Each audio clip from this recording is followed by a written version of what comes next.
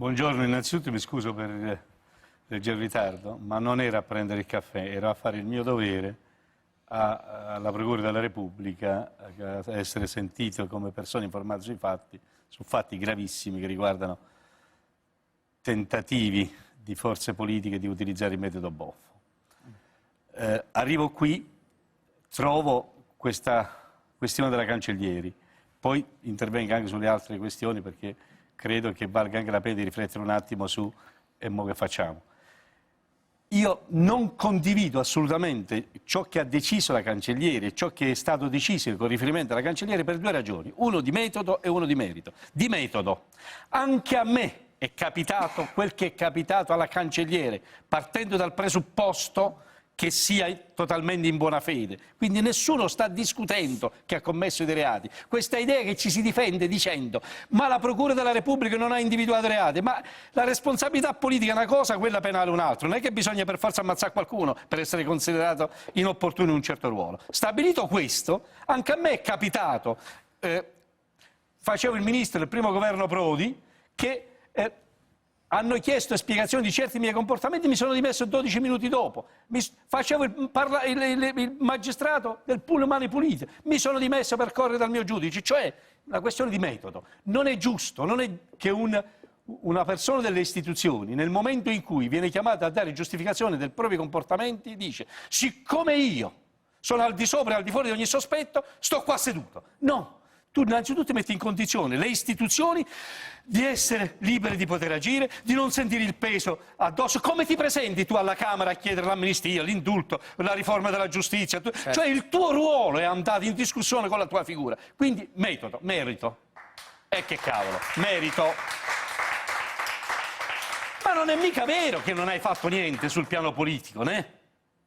Perché una cosa è la responsabilità penale. Io il numero di telefono della Cancelliere non ce l'ho. Il giorno che sarò messo in gabbiotto mica lo so a chi deve telefonare.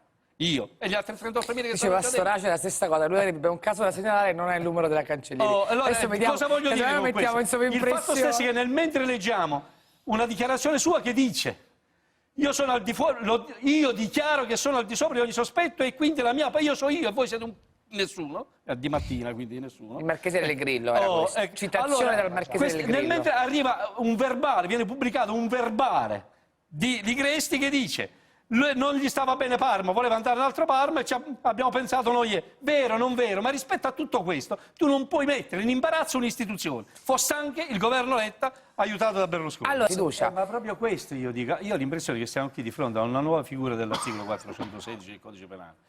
L'articolo 416 quater, associazione a votare. Cioè questa idea, cioè, che io vado in Parlamento per rappresentare il popolo italiano o una setta mafiosa, setta omertosa, setta che si dice bisogna votare così e si vota così. Qual è? Cioè che senso ha rappresentare le istituzioni se tu dici io la penso bianco e voto nero? Ma che uomo sei? A Sciascia chiederei io, dove li classifichi questo uomo povero qua? Ma che ragionamento è una cosa del genere? Io le voglio raccontare una cosa, in nome della ragione di Stato, io capisco cosa dice Mineo perché io mi immagino quante camomille si sta prendendo. No, ma io pure me lo immagino. Si sta prendendo una persona che io stiamo... Cioè, la ragione di Stato... Le camomille, vuole una? Gliela faccio portare? Le ragioni di Stato.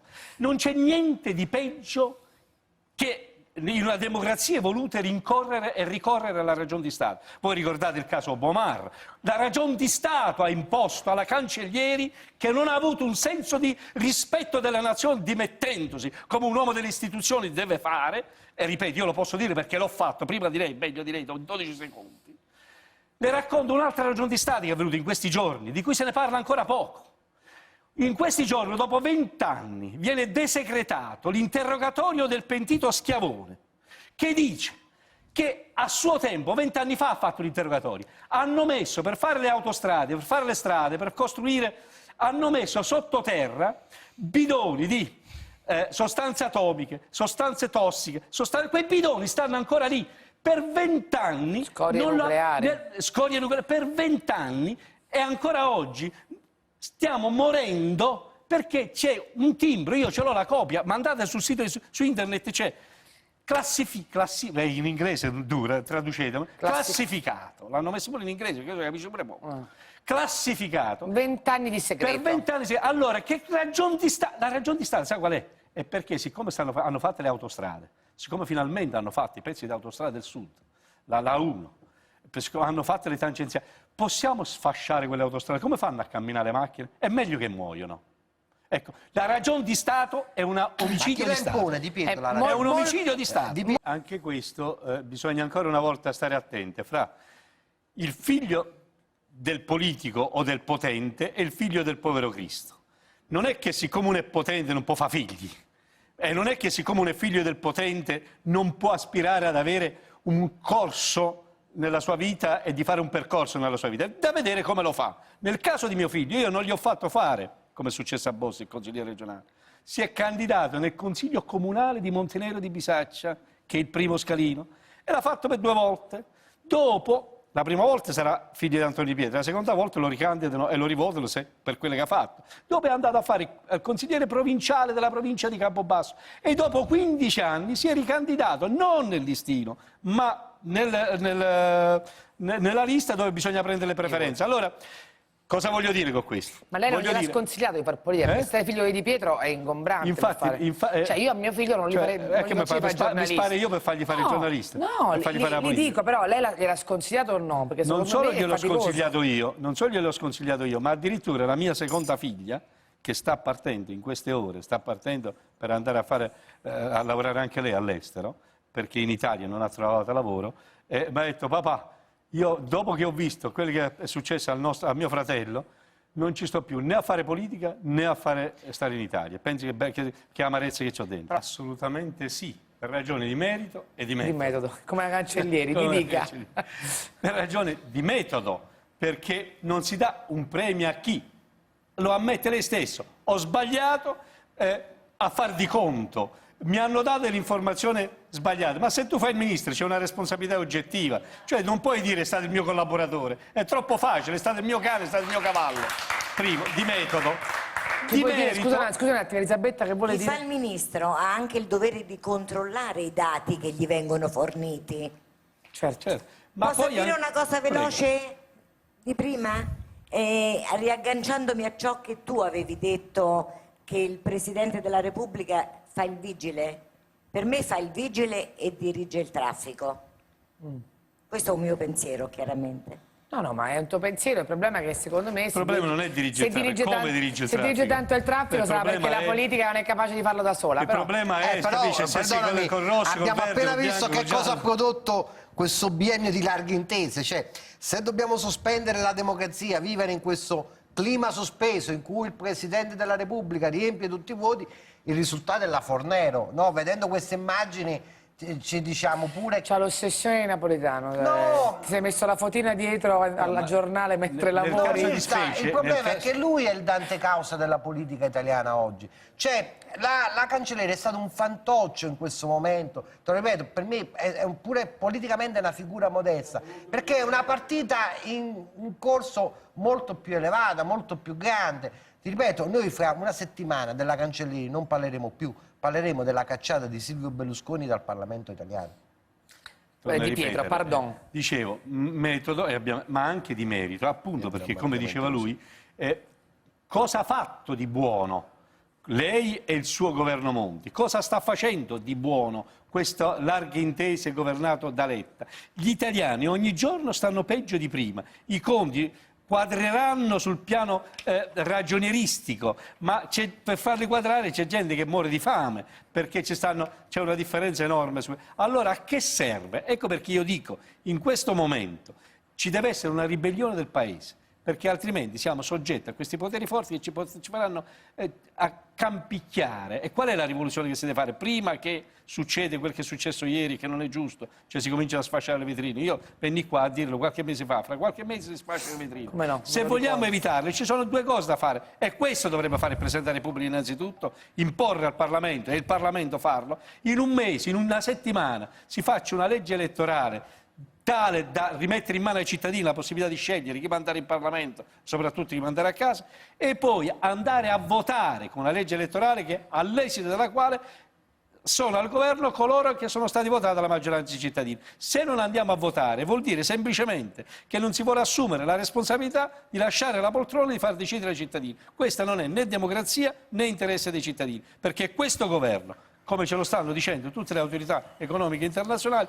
non sta facendo niente per il bel paese, vive soltanto per vivacchiare. Allora, rispetto a questo tema importantissimo, credo che una parte di quello che accadrà dipende naturalmente da Matteo Renzi e dalle sue mosse. Lui ieri sera l'ha detto chiaramente, dall'8 dicembre cambia tutto. Però fagli dire anche, a quando fai le domande, ma perché?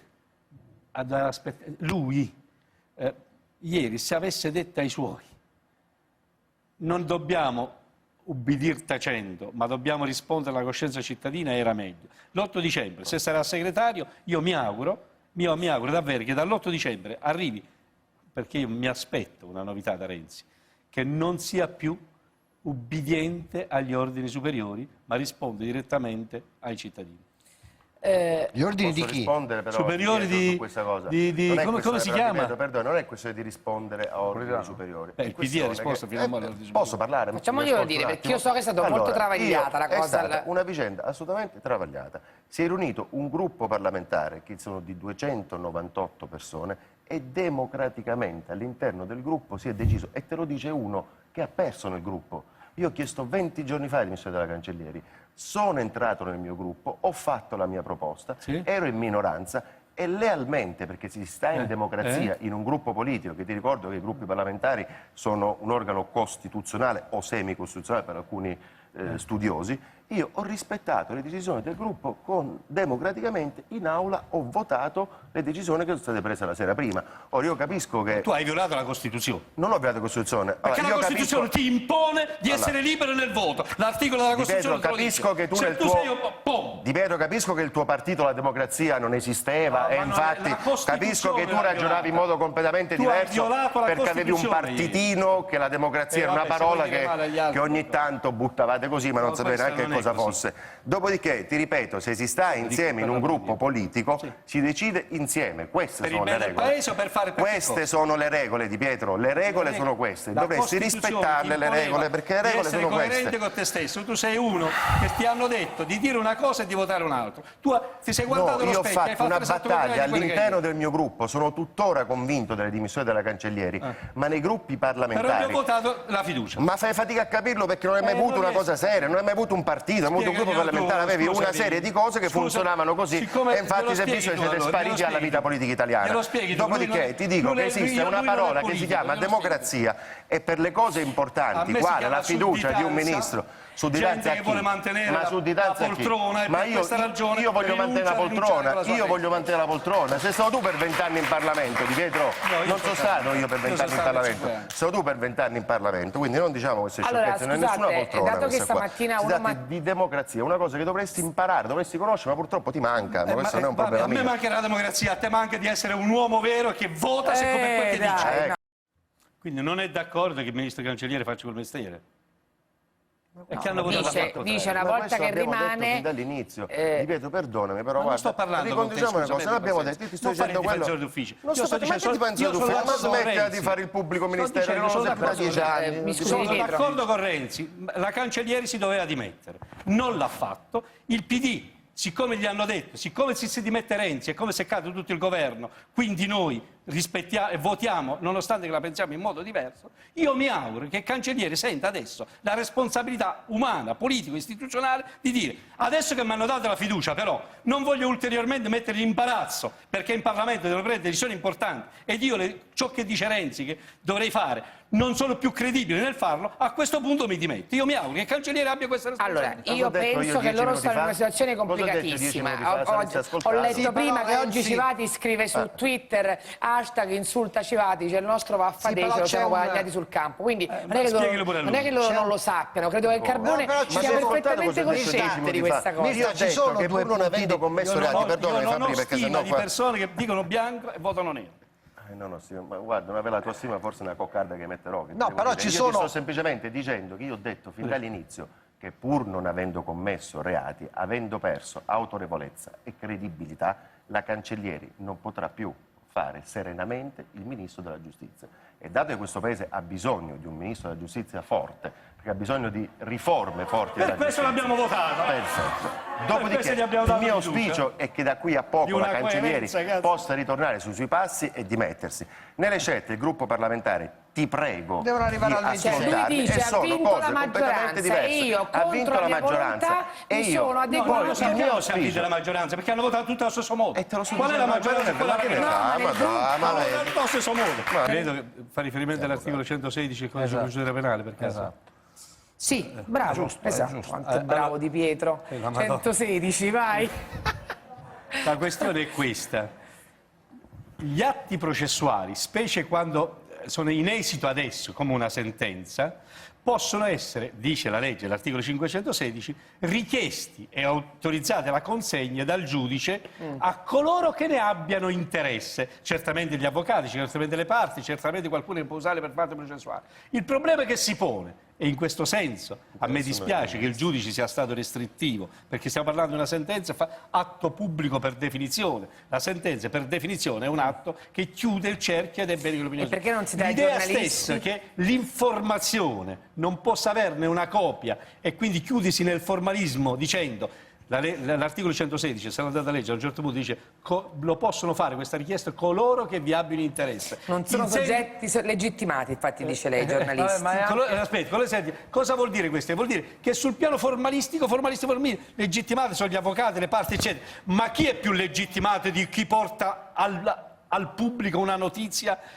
reale, oggettivo, come una sentenza? Quindi è un'ipocrisia, perché alla fine tanto gli atti escono lo stesso, giornalissimo glieli abbiamo dati. Con tutto il rispetto che ho per la magistratura, che questa poteva benissimo darle questa autorizzazione, allora, anche perché l'ha data all'avvocato e l'avvocato l'ha dato ai giornalisti e i giornalisti lo sanno lo stesso. Un attimo. Non io, ma il mio collega Piercamillo Davigo, in un convegno ancora tempo fa, ha detto che una delle maggiori colpe dell'inchiesta Mani Pulite, di noi del pool Mani Pulite, è stata quella di aver prodotto selezione della specie. E quindi, solo i più bravi. Perché noi abbiamo, come succede, noi ci siamo comportati come i predatori in una foresta. I predatori prendono, in realtà sono degli sfaticati predatori, prendono la preda più debole, più a portata di mano, più vecchio, più bambino, più incapace, quello che si fa scoprire meglio. Il risultato è che dopo quella grande batosta di Mani Pulite sono rimasti i migliori a rubare.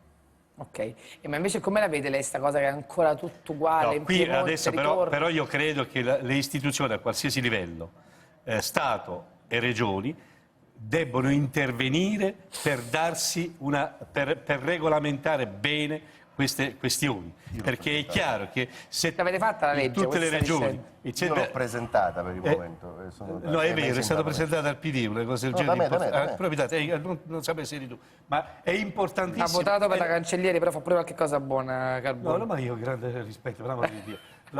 Il concetto di fondo, lui se avesse potuto fare come voleva di cuore, l'ha già detto come faceva, per l'amore di Dio. Ma anche di testa, riconosciamogli, anche di testa, riconosciamogli.